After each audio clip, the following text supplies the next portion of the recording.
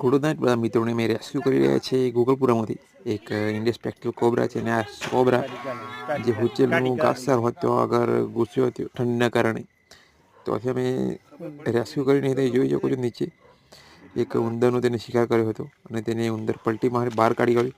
ત્યાંથી અમે રેસ્ક્યુ કરી અમે એક પ્લાસ્ટિકની થેલીમાં એને ભરી દઈશું.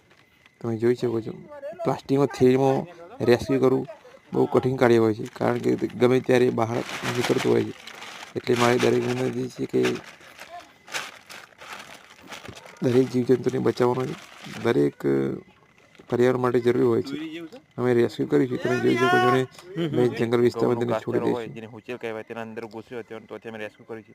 તેને 2 ઉંદરનો શિકાર કર્યો હતો. એક ઉંદર તેને ત્યાં આગળ તે પોતે ઉલટી કરીને કાઢી કાઢ્યો હતો. અને અત્યારે હાલ એક તમે જોઈ શકો છો તેને એક હાથીના અંદર ઉંદર કાઢ્યો છે. તમે જોઈ શકો છો. આ મોસ્ટ ફેમસ ને કે અરે બહુ જ તમે જોઈ શકો છો એમ એક મોટી સાઈઝનો કોબરા છે તે મારી નજર સામે જઈ રહ્યો છે.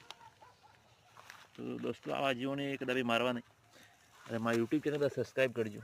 તમે જોઈ શકો છો તે જાય છે.